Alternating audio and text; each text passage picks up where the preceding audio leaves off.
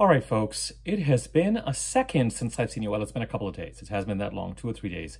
But it feels like a long time because I feel like I got into this kind of rhythm of being in conversation practically every day. Let me remind you of where we are at in this series of videos.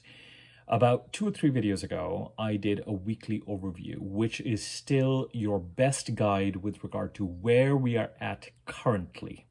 And since then, I've done videos on transits and aspects related to the signs of Capricorn and Aquarius. And this video is about what's going on in the sign of Pisces as we look ahead a year or so. Why is this? Super quickly, we have just come through, as of about April 28th or thereabouts, which is just, a week or so ago, we've just come through 2 eclipses and a Mercury retrograde.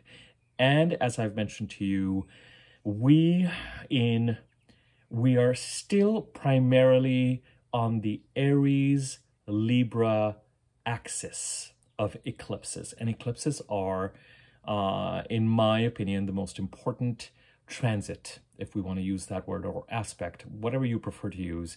I guess the North Node or the South Node are the transiting points. They're not technically bodies. And the eclipses are really aspects, whether they're new moons or full moons. Now, irrespective, going down that rabbit hole, eclipses are the most important astrological event in our charts. And when I talk about, as a friendly reminder again, the Aries Libra, when I mention any sign, what I'm really referring to is the house in your chart that is occupied by that sign. You have a birth chart. Your birth chart has 12 houses. I use the whole sign system, WHOLE, and each sign is in a house in its entirety. So if you are Taurus rising, for example, or Libra rising, that is the sign in your first house.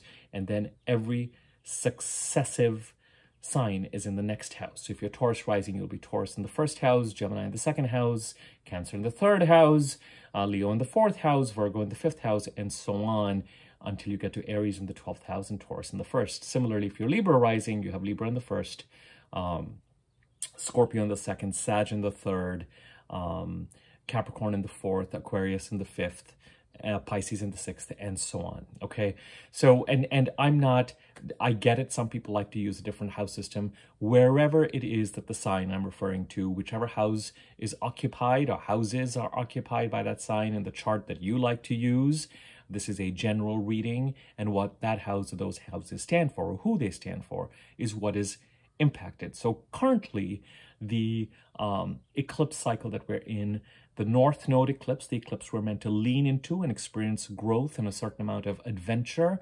and risk-taking, and a kind of a sense of following our bliss, our what is in our heart, what will grow us, what has a sense of potential and development for us, is of course signified by the North Node. Always, as I say in my videos, you will feel compelled to follow the North Node, but do so in a grounded manner, keeping your financial and emotional security thresholds in view, so that the North Node doesn't, you don't get so excited by kind of the hero's journey or what is in your heart, or the sense of calling that it symbolizes, that you throw all caution to the wind and find yourself in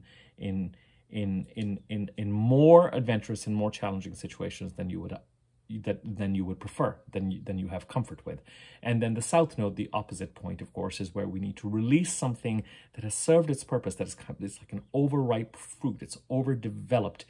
It does have the strength, because it is so developed, to kind of keep pulling us back in, but there's no growth there. And indeed, there could be loss there as well if we kind of remain in that South Node sphere.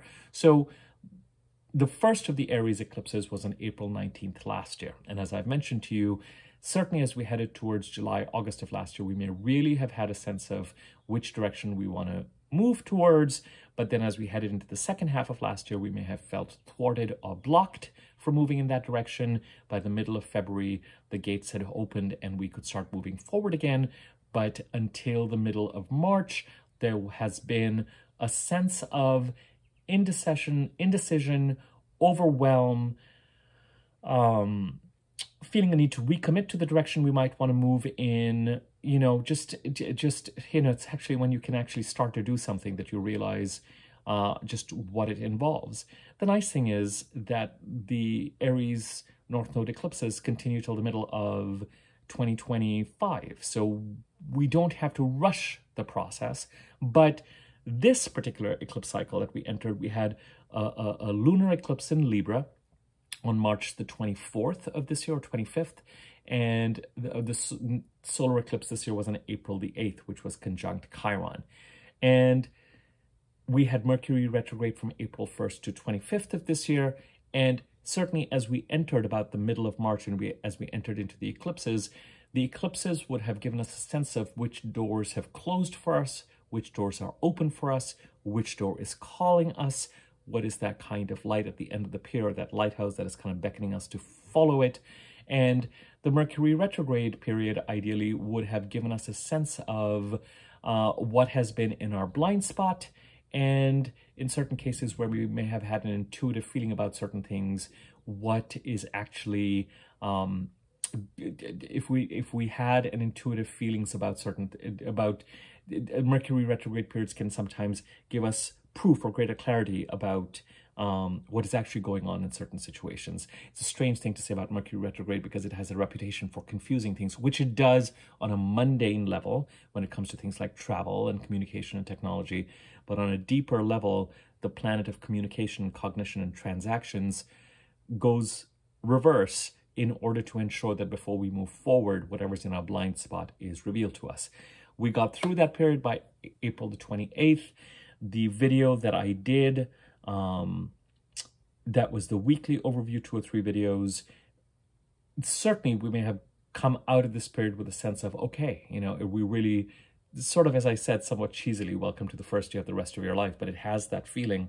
And I mentioned that the next Aries solar eclipse next year on March the 29th or so is even more, by the time what I mentioned, what I've brought to your attention, hopefully, is that the next 6 months or so, till Thanksgiving, till the middle of November, have a sense of real forward movement and momentum. The only month that is another pause month, the way April was a pause month, is going to be August, when Mercury goes retrograde again. But then from the middle of November till April of next year is a period of real reshuffle, because Mars goes retrograde, Mercury goes retrograde, Venus goes retrograde, Mercury goes retrograde again, so we've got a series of compelling retrogrades, and today's video is going to address some of that as we are spit out on the other end of things next April, a year from now. So whatever this metamorphosis is, whatever this changes, whatever this direction is that has been calling to us since the middle of 2023, and that process remains active for us till the middle of 2025, is, we've gone through one kind of skin shedding, if you like, prioritizing, reprioritizing period in April, and between Thanksgiving and April of next year, there's going to be kind of a larger, more significant shift and molting, all of which can be viewed as exciting. The card for the month of May is the Death card. If you recall, the card for April was the Hanged Man card. So the Death card, of course, is not, it's talking less about a physical passing or a physical transition, talking more about transformation and change and complete transformation. And it kind of makes sense that at the end of the cycle that we've been through in April, we would now in the month of May deal with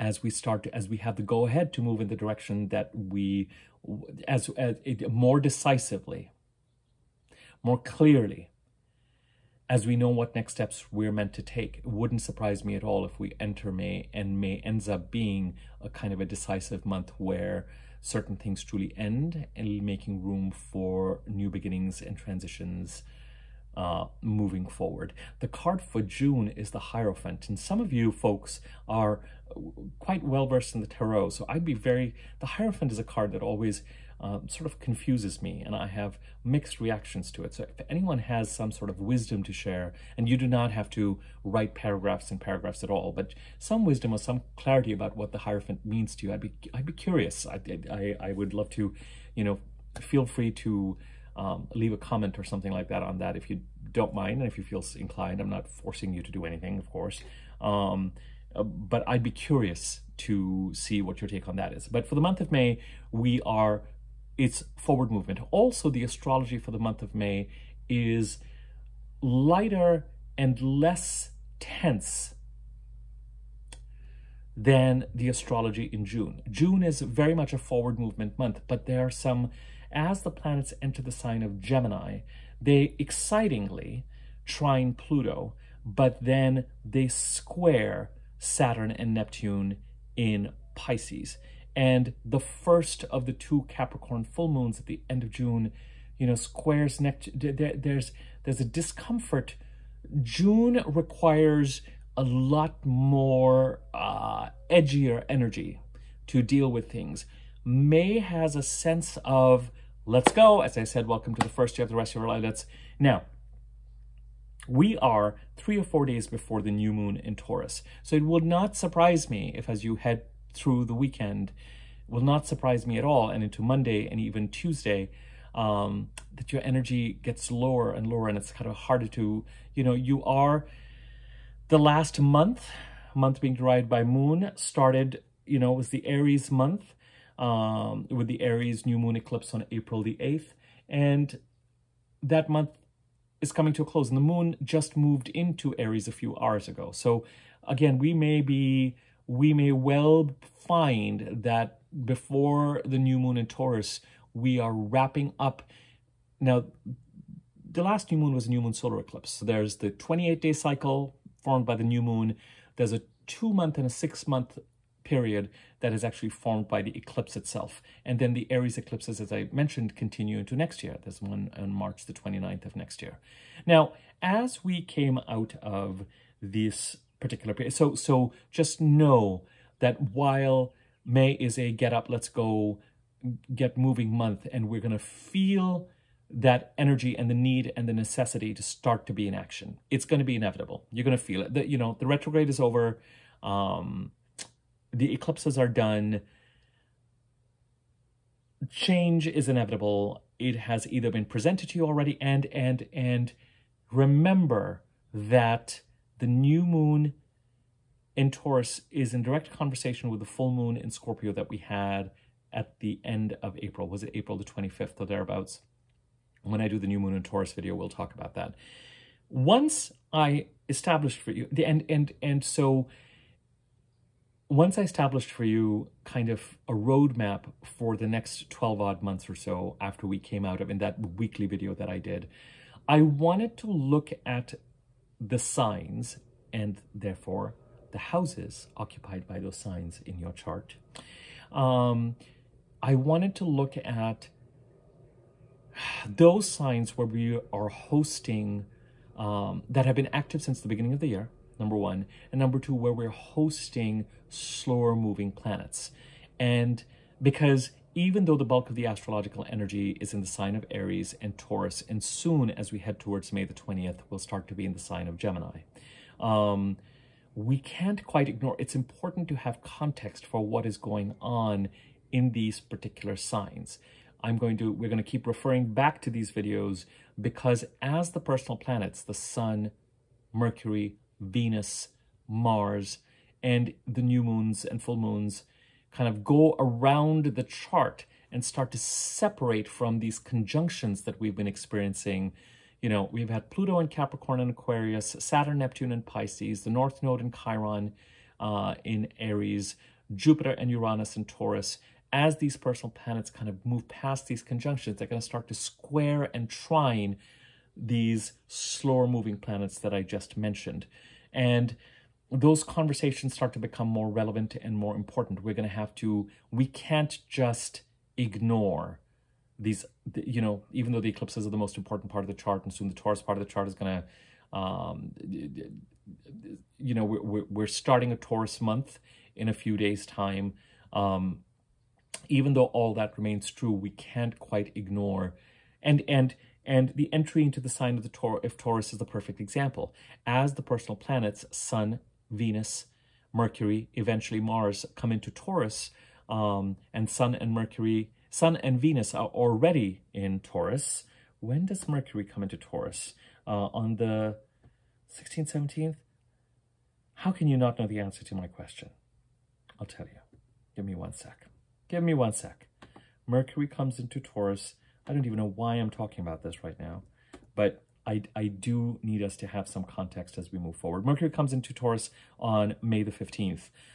Mars comes into Taurus on June the 9th. As these planets come into the sign of Taurus, they're going to square Pluto, and then they're going to move forward into really kind of exciting conjunctions with Jupiter and Uranus. Only the Sun and Venus will conjunct Jupiter in Taurus. By the time Mercury conjuncts Jupiter, it'll be in Gemini. Jupiter moves from Taurus to Gemini on May the 25th. But all the planets are going to conjunct, all the personal planets will conjunct Uranus in Taurus. And the new moon in Taurus, indeed, is conjunct Uranus. And the big astrological event that we've had so far this year, of course, on April the 21st, is the Jupiter-Uranus conjunction in Taurus. So, as I've mentioned to you, all the astrological activity in some ways is in conversation with that Jupiter and ending a 12-13-year cycle, starting a 12-13-year cycle in the Taurus part of our chart, and Uranus making us more authentic, carving a path in the Taurus part of the chart that is more unique to us, that bears our thumbprint, if you like, that bears our sort of, that is our individual way of growing, ascending, being true to ourselves in the Taurus part of the chart. Okay, so that's roughly where we are. I've done videos on Capricorn and Aquarius, reminding you that Pluto continues to transform both parts of the chart, ending the Capricorn transformation it was doing since 2008 by November of this year. And of course, currently Pluto is in Aquarius retrograde as of 2 days ago or yesterday. And you know, look to, I don't want to go into that, but that's part of the reason why I'm doing this. And as I mentioned to you, as the personal planets, the Sun, Mercury, Venus, Mars move into Taurus, they square Pluto. As they move into Gemini, they trine Pluto. As they move further into Gemini, they square Saturn and Neptune and Pisces, and so on and so forth. As they move into Cancer and Leo, they're going to oppose Pluto again. So we need some context. I need some videos here on this channel that we can refer back to for context. The other thing I've mentioned to you that is really relevant from a Capricorn perspective is that we have 2 full moons in Capricorn, one on June the 21st and then on July the 21st. And the June full moon has an edginess to it. The July one has kind of a resolution. Then the July one, of course, is conjunct Pluto. So this is why I'm doing these videos, to give you a sense of what is coming up. The fact that the bulk of the astrological energy, in a sense, is still relevant in Aries and moving through Taurus and into Gemini and eventually to Cancer. We can't quite lose sight of the larger themes that are developing in the Capricorn, Aquarius, Pisces parts of the chart. Let me see, is there something else I want to highlight or mention? Not immediately. This particular video is, of course, now looking at the next sign, the sign of Pisces. And Pisces is hosting Saturn and Uranus. What do we know about what has been going on in the sign of Pisces? Oh, gosh, I feel like... Yes, as far as the sign of Capricorn is concerned, the one more thing I would just want to remind you is that we had a Capricorn communication cycle, Capricorn Mercury cycle, that was active from December 22nd, but especially January 1st of this year to April the 11th. So interesting, we're coming off of that and then going into those two full moons. And I gave you a kind of a personal example to give you a sense of how to look at Mercury cycles. And this video is about Pisces. The next video I do is going to be about Aries. I'm going to have to do it every day. So today is Pisces, tomorrow is Aries, and on Monday, the day before the new moon, alas, I would have loved to do the new moon in Taurus video sooner, but I do kind of feel like I want to go through this in a sequence and not, for those people who watch all my videos, kind of not confuse them. And now I have poked my eye and my contact lens is fuzzy. And that is going to drive me crazy for the rest of this video, but that's fine. We'll muscle through it. So today the Pisces video, tomorrow Aries, and then the new moon in Taurus video on Monday. So please be patient about that. The biggest thing you need to know about the new moon in Taurus video is that it's conjunct Uranus. And so it provides a gateway. What I have been saying to you all along is that we're going to come out of the Mercury retrograde and eclipse period. Technically, we came out of it on April the 25th when Mercury went direct, but I said give it till April the 28th or so. And I said to you, even around the 27th, you're going to feel the get up and go by that time. Would not surprise me at all if about a week ago, last weekend, you were like, all right, let's go. Now, you might have experienced energetic ups and downs. It's a big energetic shift to go from sort of the hangman energy of Mercury retrograde and the eclipses and co-creating with spirit and feeling like someone else is in charge with regard to all of a sudden the spirit ends and spirit's like, here, throws you the keys. And it's like, now you drive. And we've just been through a week of this. So it might be a little bit like, oh my God, I need to be in action. I can feel I need to be in action. I have to be in action. External things have happened. I want to move forward. I feel more decisive. I have control of this car. Where's the ignition? Where's the, so, and as I have said to you all along, this first week after April 28th is a little bit complicated by the fact that at least half of this week is spent in the dark of the moon. I mean, the next few days, the moon is going to get darker and darker and darker. So our energy is going to be compromised. And really what we are waiting for is this new moon in Taurus on May the 7th to really give us the sort of whoosh and the wind behind our sails to move forward. And I would take advantage of the rest of May. The rest of May, right after that new moon, the energies, the energy builds gradually, but you're going to head towards what is really a fascinating full moon in Sagittarius around May the 23rd or so. And then the last week of May, the energy is perfectly poised and balanced to be productive. And the last week of May and the first week of June have these delicious, we come into the sign of Taurus with a certain edginess, with these squares to Pluto. By the time we get to the last week of May, there's a trine. And so use May, do not be alarmed necessarily, but use this energy of, number one, having control of the vehicle of your life in a way that you did not in April, as you were kind of waiting on the eclipses and Mercury retrograde to inform you and help you maybe become more decisive and clarify for you which direction needs to be moved forward in and which does not, and kind of accelerated a process of change and transformation that opened up in the middle of February. So use May to kickstart and create that transformation. Because as I said, by the time you get into June and we get past those trines to Pluto and we start to square Saturn and Neptune in Pisces, the energy is going to become more complicated, more jarring, and certainly by the time we get to that first full moon in Capricorn, things are going to be, you're really going to have to be in action in a particular way. July is in some ways, certainly the July Capricorn, the second full moon is, as I said, conjunct Pluto. By that time, whatever this transformation is, this leg of these next 3 months being forward movement until the month of August when Mercury goes retrograde again in the signs of Virgo and Leo. Go for it. Let's start to move forward. And yes, energetically we'll have our ups and downs, and challenges and all that kind of stuff. Now, in the sign of Pisces, as a reminder, we have had Neptune going through the sign of Pisces since about 2012. We've had, in the time period of about 2014 to 2017, peaking 2016 and 17, eclipses of release, the South Node eclipses, Chiron and Neptune. As I've mentioned to you, for many of us, some sort of a crisis in the sign of Pisces, the house occupied by the sign of Pisces in your birth chart, which if you know your rising sign, you can, I just explained earlier in this video how to count to what that house might be. For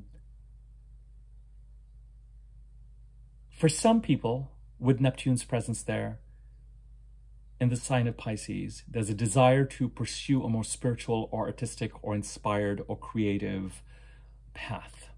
Neptune is very much connected to the muses, M-U-S-E-S. Neptune is very much connected to the numinous, the spirit, the idea, there's spiritual truths in a certain sense, renunciation, loosening our bonds with 3D reality.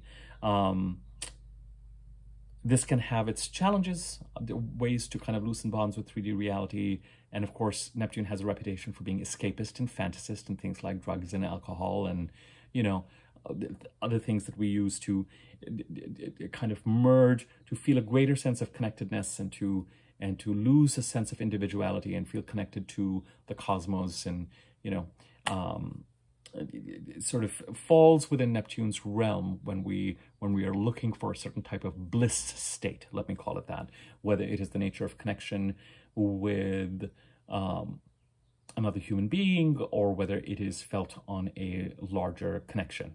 But Neptune also, because Uranus, Neptune, and Pluto are so transformational and are intent on ensuring that we do not that we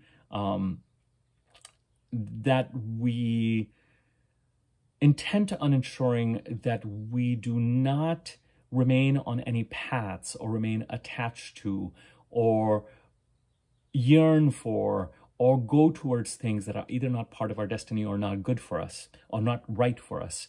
Neptune's way of doing so sometimes is a path of deception, or it feels like thievery or gaslighting or lying or general fogginess, you know, just kind of people not being clear and not being concrete and not being direct, not giving the full story. And so in the Pisces part of the chart, especially peaking in 2016 and 17, as I've mentioned numerous times before, for some of us, there's this sense of, I just don't know what's going on, and people are not being clear. And the challenge becomes that everything related to that particular part of the chart starts to be viewed through that lens. It's a little bit like jello to a wall. Now, as I've mentioned to you since then, this kind of Pisces part of the chart has remained active. We've had a few Mercury retrogrades in the Pisces part of the chart. Jupiter came into this particular part of the chart, ended a 12-13-year cycle, started a 12-13-year cycle. And since March of last year, Saturn has come into this part of the chart, something that I have welcomed, because Saturn will bring clarity, even if that clarity is not something we necessarily like or want to see or want to appreciate. But at least Saturn and Neptune, to me, are opposing energies, even more than Saturn and Jupiter, which are kind of pitted against each other.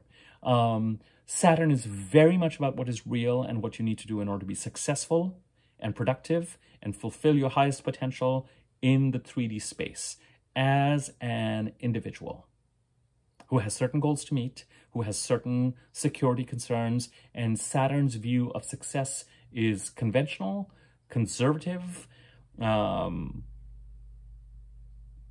real.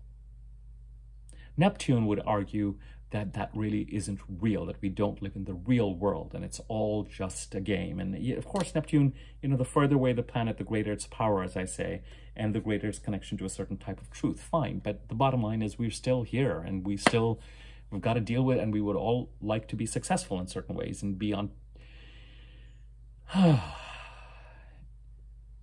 and be secure and happy and content. And yes, Neptune would argue that that real happiness and contentment is not to be found in a realm that is where discontent is the only constant and change is the only constant. So these opposing principles, what I do like and what I'm intrigued by so much is that Saturn and Neptune briefly in 2025 enter Aries together. They do this dance through some of 2025 into 2026 where they conjunct, they go into Aries, come back into Pisces, and then in 2026 move into Aries together. It's really kind of wild, and you know, it's going to be so interesting to see how these two planets affect each other. They're both powerhouse planets. Right now, I am grateful that Saturn is in the sign of Pisces and providing a sense of reality, clarity, a sense of karmic consequence. So we might be learning and processing a lot about how we have handled things in the Pisces part of the chart through particularly the crisis years of 2014 to 17, particularly 16 and 17. For those of us who are pursuing artistic or spiritual goals in the Pisces part of the chart, Saturn's presence will demand that we concretize those plans and that we're not wishy-washy about them and that we're making plans that are geared towards us meeting our highest potential and being successful in setting the bar high for ourselves and not kind of being loosey-goosey about things.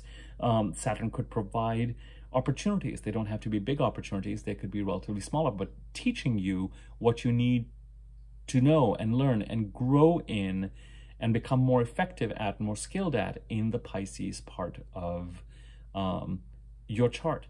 So Saturn will demand and is demanding that we get the Pisces part of our chart in order. Because with Neptune's presence there, it has been very, very difficult since 2012, but particularly 2014, to be able, in order to get something in order, you need to be able to see it. You need to be clear about what is going on. And you need to be able to approach it with a sense of reality and consequence and action and concreteness. And there's just been something about the way we've been tackling the Pisces part of the chart, irrespective of whether it is constructive and you're going over towards something spiritual, artistic, or more challenging, where you feel like there's been a kind of a gaslighty or a deceptive thing. You know, it's been hard to feel totally secure and on top of, and even to know what needs to be done sometimes. There's just been a sense of kind of letting go of the reins. And Saturn's transit through Pisces from March 2023 to January 2026, but particularly in 2024 and 2025, is demanding that we take those reins and we bring some structure, we understand where things really are at, and we build a strong foundation. And we understand what has gotten us there. We process what our lessons are. We process what the consequences of our actions are, or inaction has been in the Pisces part of the chart. And we learn and we grow and we step into how we want to create a foundation in that part of the chart. Now, we have just come through Pisces season, right? So what I mean by that is,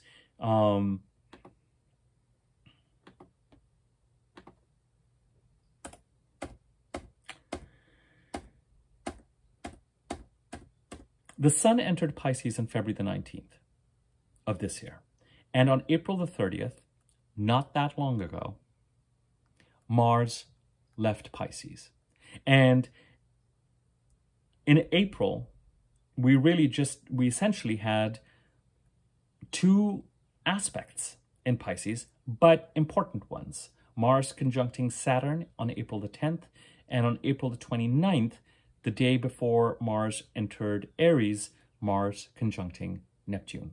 And indeed, all the personal planets, whether it was starting with the Sun on February the 19th, Mercury, February 23rd, Venus, March the 11th, conjuncted the Sun, and then Neptune.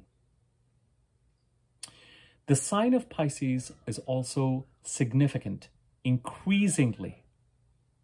And it has been, as I've mentioned to you, it has been this kind of thorn in our side, and the intensity just continues to mount because as the eclipses move from the Aries-Libra axis, they're going to move into the Pisces-Virgo axis.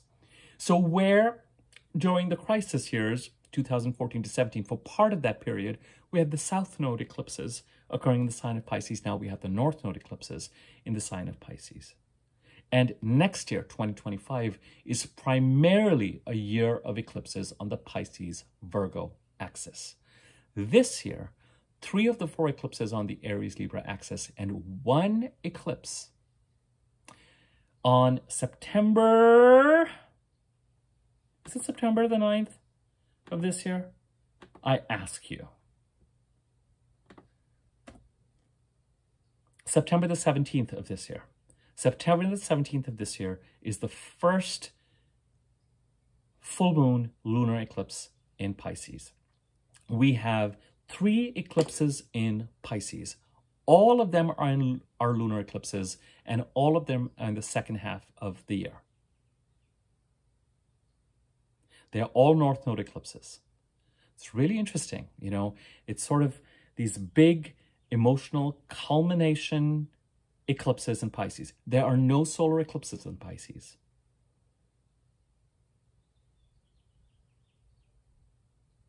Over the next 3 years.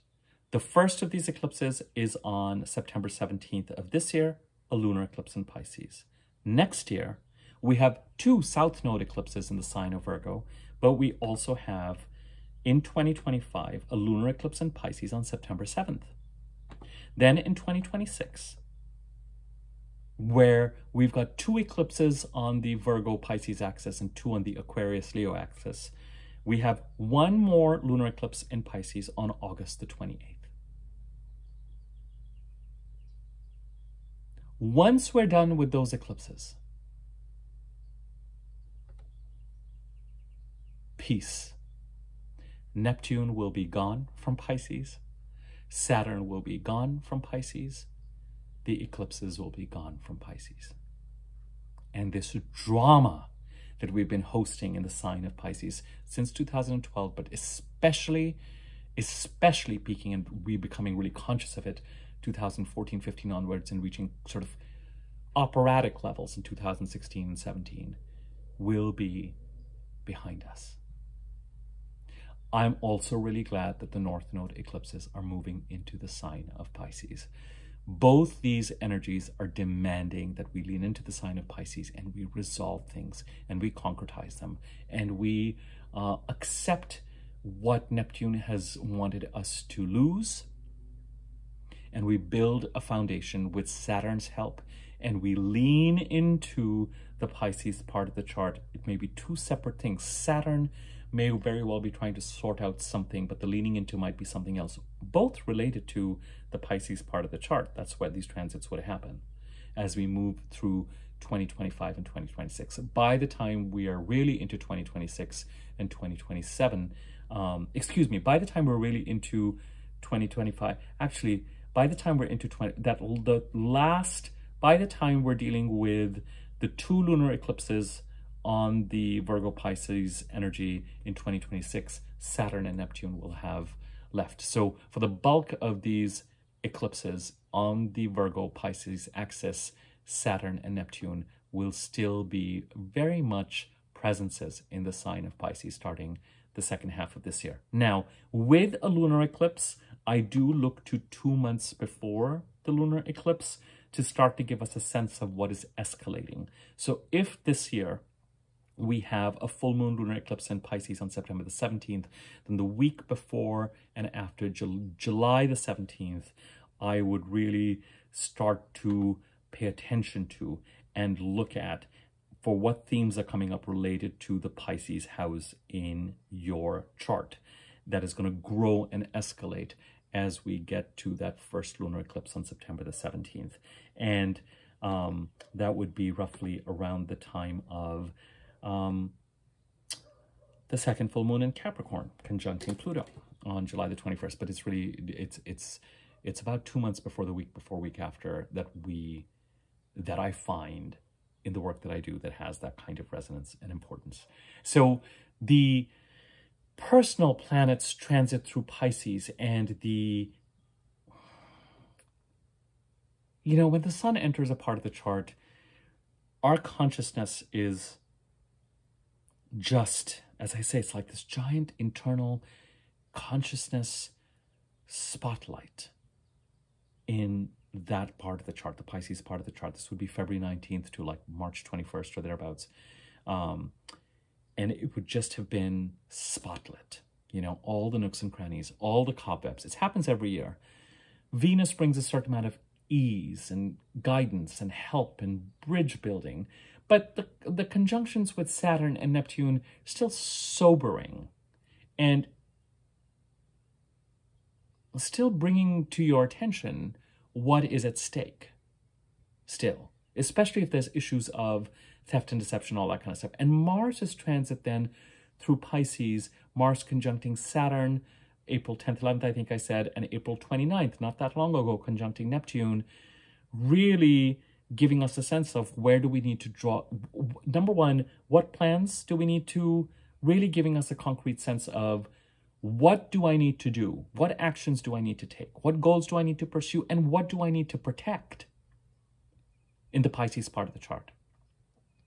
Remember that while Saturn and Neptune are both in Pisces, this is the only Mars transit. While Saturn has been in Pisces, this is the only Mars transit. Mars takes 2 years to go around a chart. So last year, Mars did not transit through Pisces. Next year, Mars will not transit through Pisces. By January 2026, Saturn and Neptune are out of Pisces. So with the personal planets making their transit through Pisces, we have come into the beginning of May, because April the 29th and 30th were not that long ago, sensitive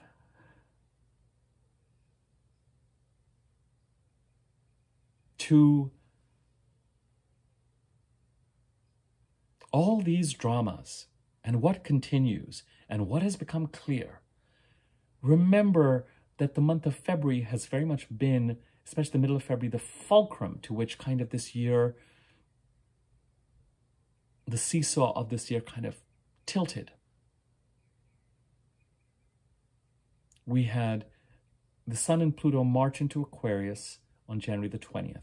In February, we had Mercury conjunct Pluto, Venus and Mars conjunct Pluto, Venus and Mars conjuncting in Aquarius.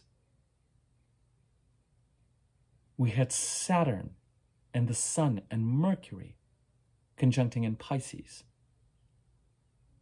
kind of blowing open the portal.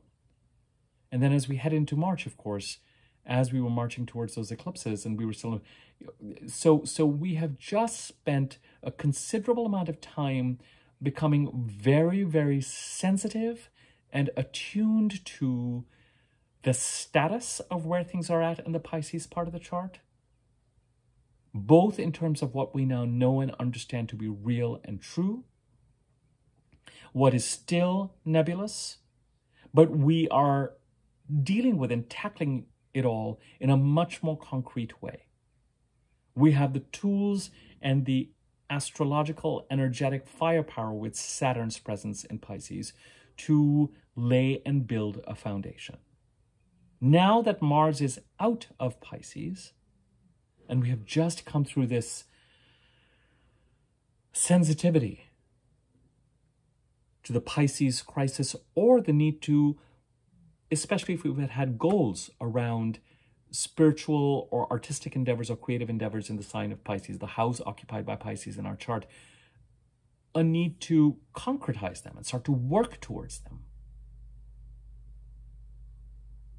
It's been all about getting real with the Pisces part of the chart. Till last week, till April the 30th.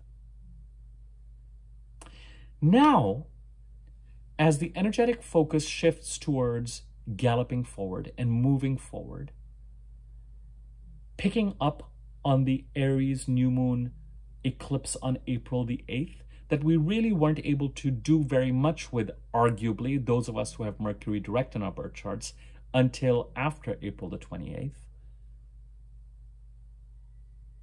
Now that the shift goes into the Aries and the Taurus part of the chart briefly, we get, until the week before and after July the 17th, we get a bit of a break from the Pisces part of the chart, except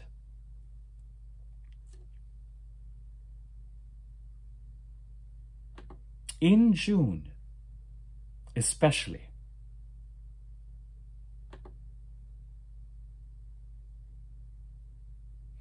as the planets go through the sign of Gemini, we are going to be asked to take stock of what is the relationship between the Gemini and the Pisces part of our chart. The entry of planets into Gemini is lovely. They trine Pluto. Transformation time and an ease towards that transformation. Not quite, the squares to Pluto as the planets have entered Taurus have not necessarily been, have required action and, forward moving action, and that's great. The squares are almost more helpful than trines are, but they do create an urgency, they create an edginess, they create a requirement and a need to take action. But as the planets move past those trines to Pluto, on June the 8th, Venus squares Saturn. On June the 9th, the Sun squares Saturn.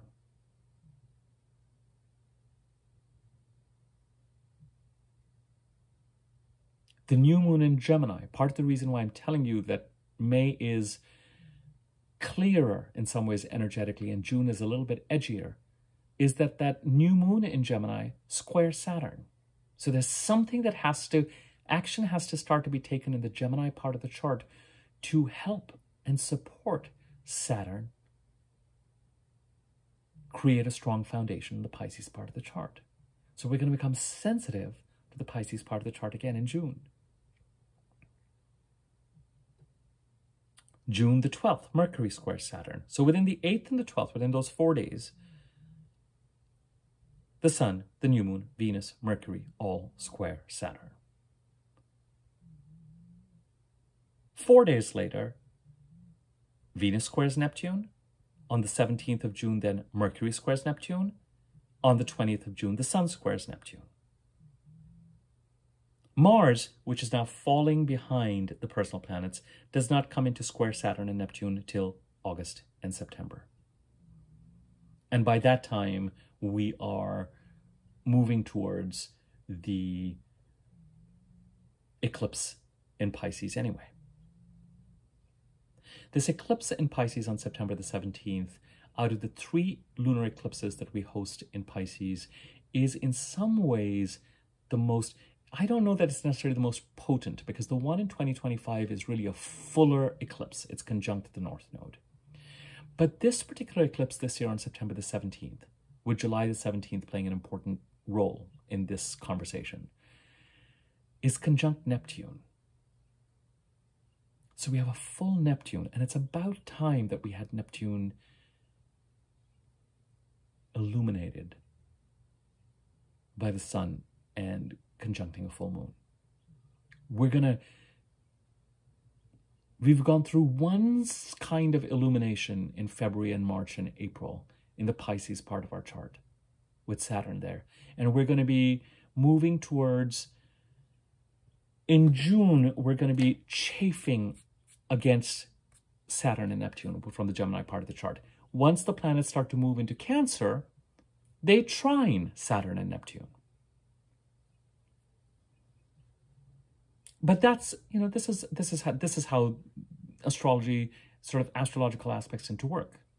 Trines and squares are just sort of the normal part of whatever goes on every year. It's been a little unusual this year to have all these conjunctions so close together. All the slower moving planets are in consecutive houses. And even once Jupiter moves into Gemini, we're still going to be dealing with Pluto, dealing with Aquarius and Capricorn, and Saturn and Neptune and Pisces, and the North Node and Chiron in Aries, and Uranus in Taurus, and then after May the 25th, Jupiter in Gemini. So the trines and the squares and the oppositions are all going to start to melt together again.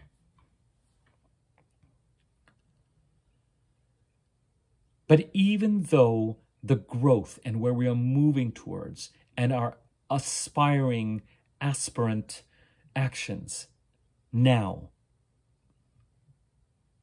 are welcome to the first day of our life, kind of, okay, now I can move forward in the direction that I want to move in, and I need to take action those.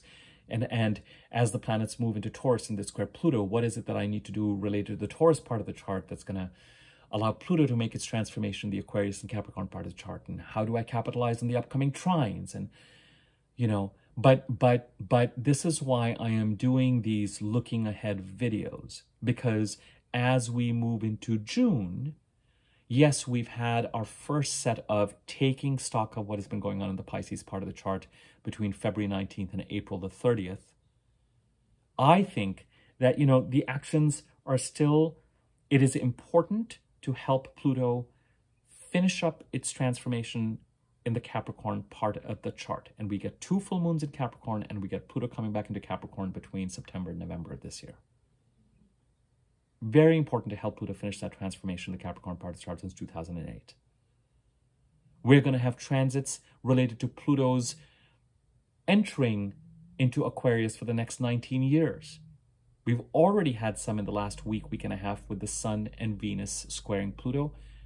Coming up, Mercury squaring Pluto. Coming up in July, more alarmingly,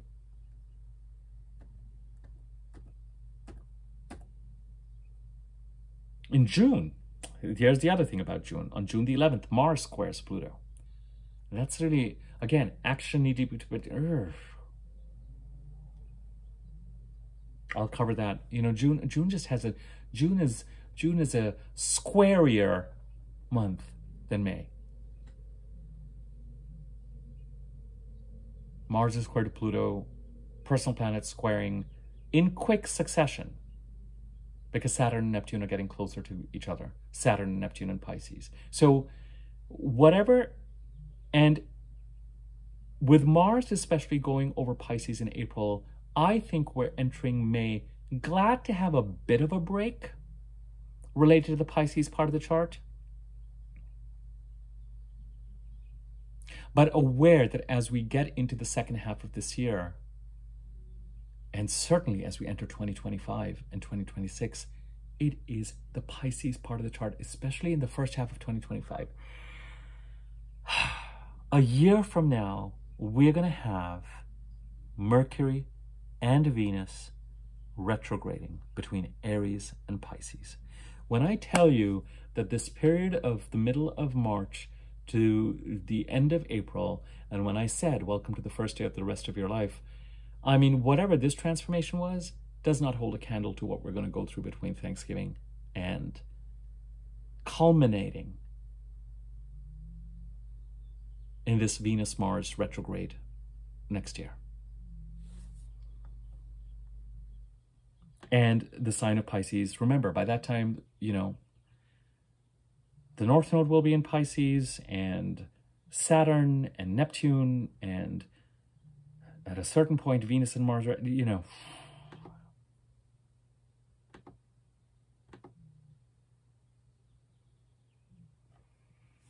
By November of this year, the Capricorn part of our chart will lose some of its intensity because Pluto will be in Aquarius. And Pluto in Aquarius, wherever Pluto is, you know, can't be ignored, but it's a slower moving planet. The Pisces part of the chart, as I said, we have not seen a break from, but we need the tussle, we need the resolution, we need the foundation.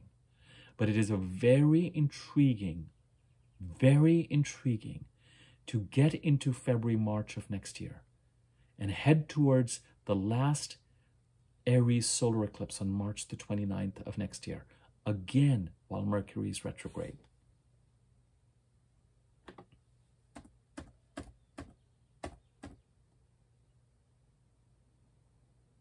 While Mercury and Venus are retrograde. It's like a replay of this year, but on intensified. We have a solar eclipse, and until those planets go direct, and they're connecting and they're linking, because both those planets go retrograde in Aries and into Pisces, and then direct and back into Aries.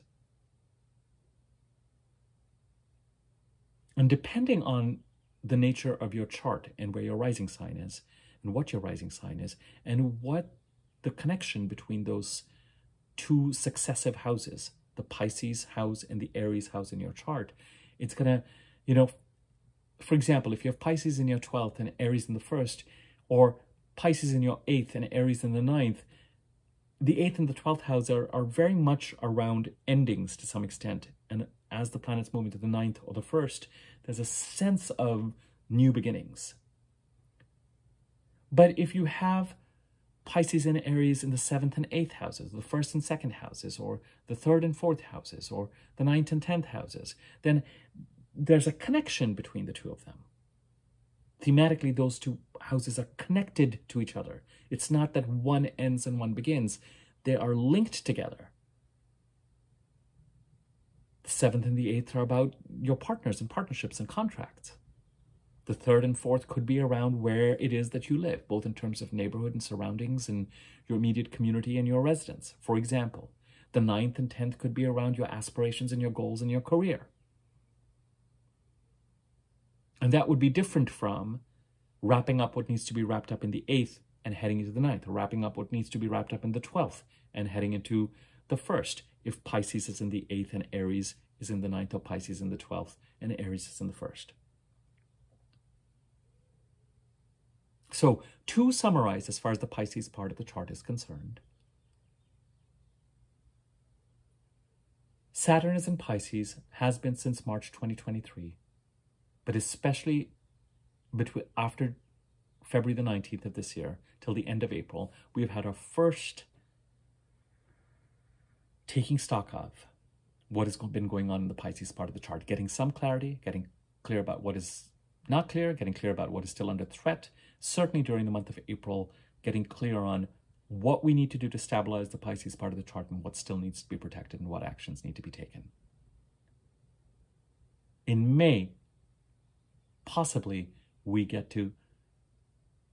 need to shift our focus on forward movement in the Aries and the Taurus part of the chart. But and in some ways, it's a great time to take, it's nice to take action when there isn't a lot of, but as we head into June and as we head into July, the conversations with Saturn and Neptune will start up again. And on July the 19th, we are 2 months before the September lunar eclipse in Pisces, which is conjunct Neptune, which will bring things even more into focus with regard to what needs to be done to stabilize things.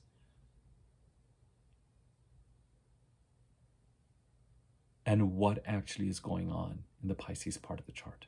Indeed, if you want to think about a deadline, if you have certain things that you want to do in order to stabilize the Pisces part of the chart, think of that deadline being the middle of July, so that you're prepared for what it is, or even the beginning of July, so that you're prepared for whatever it is that that lunar eclipse is going to be showing you. As we head into next year, 2025, the Pisces part of the chart just blows up, because the bulk of the eclipses next year are on the Virgo-Pisces axis. We have another lunar eclipse in Pisces, which is a fuller eclipse in the second half of next year. Saturn and Neptune are there. The North Node is in Pisces. We're leaning into and stabilizing the Pisces part of the chart a lot. And heading into Pisces season of next year, February, March, April, there's a real intensity, a real reevaluation, a real reckoning with Mercury and Venus retrograde between Aries and Pisces. With the eclipse in Aries, the solar eclipse in Aries on March the 29th, again, continuing to push us forward where we've wanted to go, in the direction that we've wanted to go since April 19th of last year. But with this connection of what needs to be stabilized, remember what I've been saying. We need to stabilize the sign of Pisces so that whatever it is that symbolizes our growth, and the Jupiter-Uranus conjunction is the most seismic shifty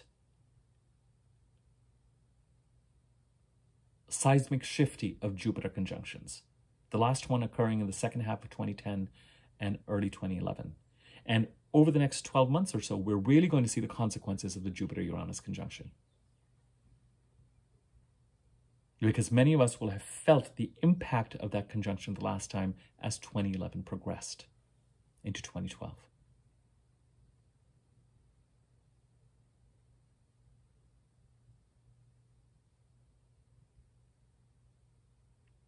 And in those conjunctions, there was some sort of a gift given in the Pisces part of the chart that enabled the final conjunction in Jupiter. There was one conjunction in late 2010 and early 2011 in Aries and 2 in Pisces. It was almost like a gift or a wrap-up in the Pisces part of the chart to inaugurate something in the Aries part of the chart. This time we had one conjunction in the Taurus part of the chart on April the 20th and 21st.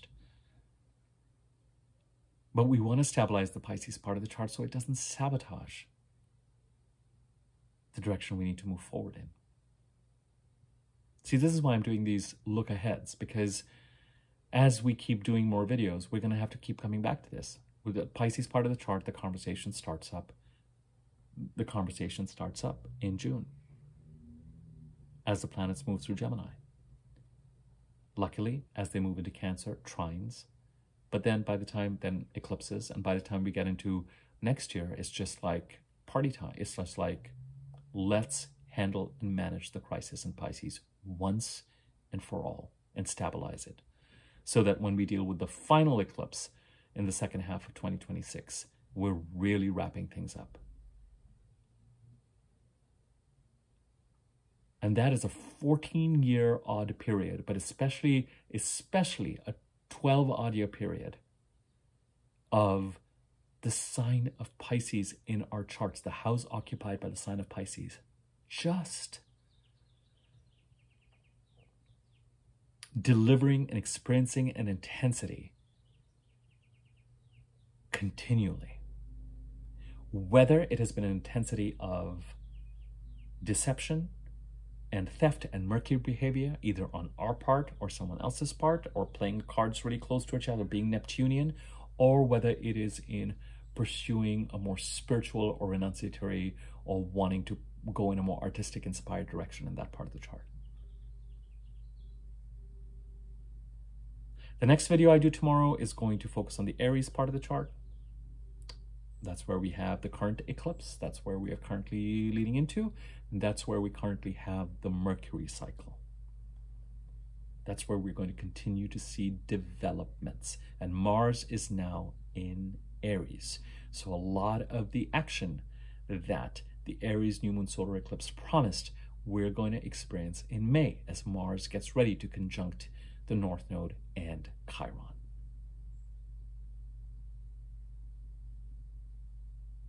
And then on Monday, we look at the sign of Taurus. Because on Tuesday, we have a new moon in the sign of Taurus. And right now we've got Venus in Taurus starting to give us the opportunities that we need to protect and capitalize on over the next 2.5, 3 weeks in the sign of Taurus. If you are interested in getting a reading with me, my email address is in the description box below. You can contact me there for rates and information. There is a thanks button now active. I am now monetizing the channel, yippee. If anyone knows how I can I get like automatic subtitles enabled on these videos so that you guys can actually view them, even if they're slightly erroneous on trains and buses or whatever, and don't have to be listening to it or something like that. I think there's some way to, I can't believe that when people activate them, that they're somehow activate, that you literally have to type them all in. So if anyone knows about that, let me know. Let me know what you know about the Hierophant card. There's a thanks button, so if you want to contribute to the channel, you can use that to do so. There's no pressure. I'm happy to continue to do these videos the way I'm doing them. Subscribe to my YouTube channel if you have not already. If you're following these videos from Facebook or Twitter, please subscribe to the YouTube channel. In a couple of months, I'm going to stop posting these videos on those two platforms. Next to the subscribe button is a bell icon. If you hover over the bell, on top is a wiggly bell. If you press on that, you'll be notified whenever I do new videos. Until tomorrow, it's lovely to be back in touch. Thank you to those. By all means, comment, like the video. It gives circulation. Tell people about the channel if you think the content is going to be useful for them. I will leave you to it. Take care.